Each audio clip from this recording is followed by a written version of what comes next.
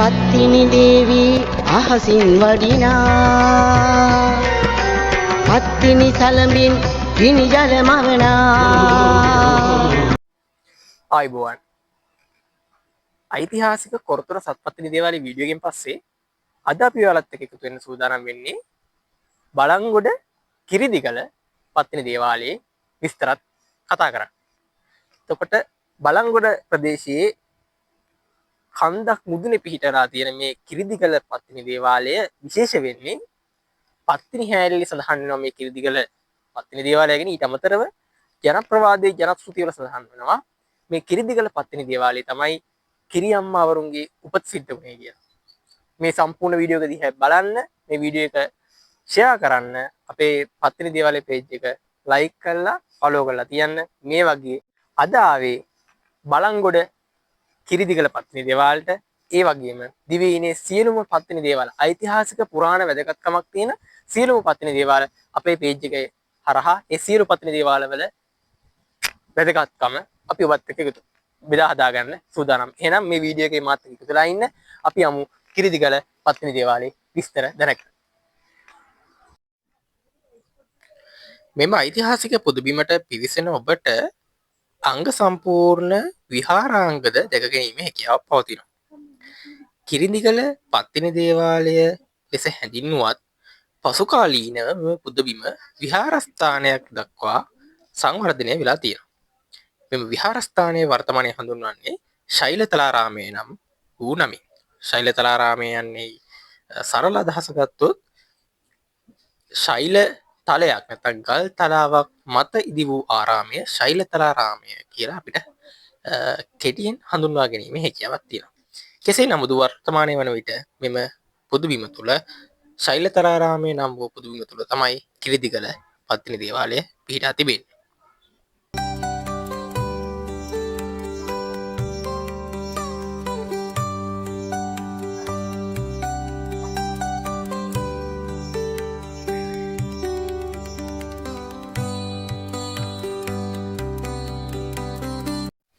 මෙම ඓතිහාසික ශෛලතලාරාම පුදබිමේ දක්නට ලැබෙන තවත් ඓතිහාසික පූජනීය වස්තුවක් ලෙස අපිට මෙම බෝධි රාජාණන් වහන්සේ දැක ගැනීම හැකියාවක් තියෙනවා.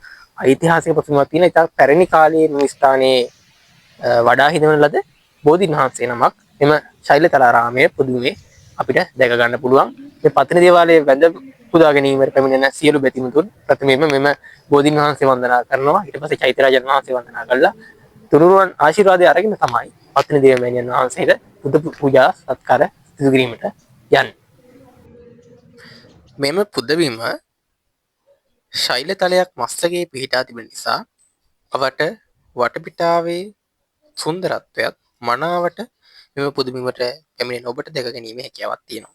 ඉතා මනරම් මනස්කාන්ත වූ චෛත්‍ය රාජාණන් වහන්සේ නමක්, විශාල බුදු පිළිම වහන්සේ නමක් හා පරිවාරාංග රසකින් අලංකාර පොකුණු රසකින් මෙම පුදබිම සමන්විත වෙනවා.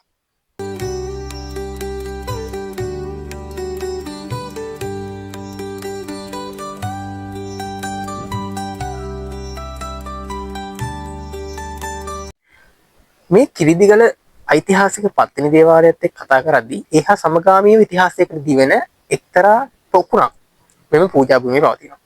ඒ පොකුණ කිසිදාක දිය සිදෙන්නේ නැති බව මේ ප්‍රදේශවාසීන් විසින් අපට පැවසුවා.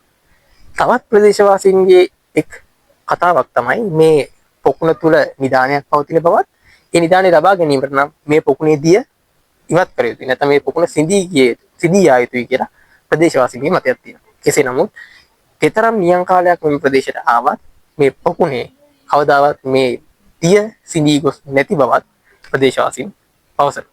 මේ පොකුණ දෙස අපිට බැලුවන් පස්සේ අපිට පේන්නේ මේ පොකුණට විවිධ අරමුණු වලින් විවිධ බැතිමරුන් ඇවිල්ලා තමාගේ පූජා පඬුරු මෙම පොකුණට යොදා ඇති ආකාරයත් අපිට මේ පොකුණ දෙස බැලුවන් පස්සේ පොකුණේ පතුල තුල තිබෙන කාසි වලින් නැත්නම් පඬුරු වලින් අපිට ඒක දැක ගැනීමට හැකියාවක් තියෙනවා.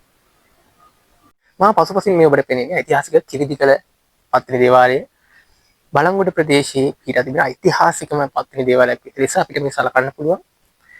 මේ පත්තිනි දේවාලයේ මූලාරම්භය ගැන අතීත පොත්පත්වල සඳහන් වන්නේ මේ ඓතිහාසික පත්තිනි දේවාලය හා සැබැදිව තමයි කිරියම්මාවරුන්ගේ උපත සිදු වෙලා තියෙන්නේ කියලා තමයි ජන ප්‍රවාදවල සඳහන් වෙන්නේ. පත්තිනි හැල්ල කියන ඓතිහාසික කෘතියේ පවා මේ කිරිදිගල ඓතිහාසික පත්තිනි දේවාලය ගැන සඳහන් වෙනවා. සත්පත්තිනි දේවිය සතුව පැවති සලං හතෙන් එක් සලබක් මේ කිරිදිගල සත්පත්තිනි දේවාලය තුල වඩා හිඳවා තියෙනවා කියන එක තමයි විශ්වාසය පවතින්නේ. මෙම දේවාලය සෑම දිනකම විවෘත කරන්නේ නැහැ. මේ දේවාලයේ විශේෂිත අවස්ථාවලදී හා විශේෂිත පූජා පාරහාර ඔප්පු කිරීමවලදී පමණයි මෙම දේවාලය බැතිමතුන්ට වන්දනාමාන කිරීම සඳහා විවර වෙන්නේ. ඔබට පෙනෙනවා මෙම දේවාලයේ දොරෙහි විවිධ කාරණාවන්ට පැමිණෙන බැතිමතුන් තමාගේ බාරහාර ගැටගසා තිබෙන ආකාරය. මෙම දේවාලය පිළිබඳව ඓතිහාසික මූලාශ්‍රවල පවතින කවි මේ ආකාරයෙන් ඔබට දැක්විය හැකියි. කුඹල් මුල් පොල් තුඹ දේවාලේ අලුත් නුවර ගල ගම දේවාලේ ඉරිඳි ගලද මොර හැල දේවාලේ සින්ද පතිනි අන ඇත හැම වේලේ.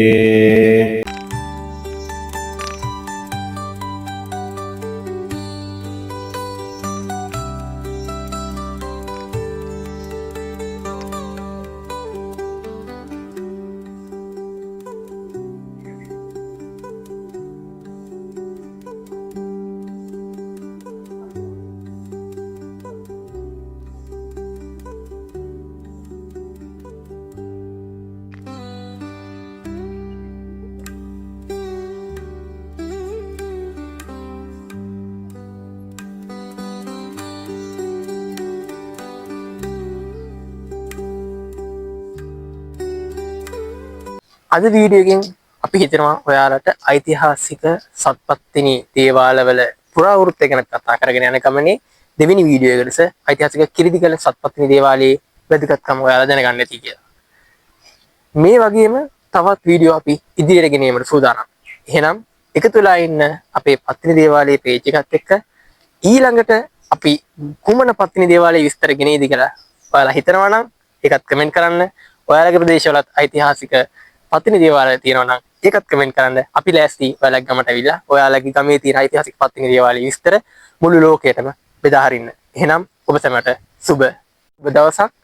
ඔබ සියලු දෙනාටම සත්පත්තිනි මෑණියන්ගේ පිහිට ආශිර්වාදය පතනවා.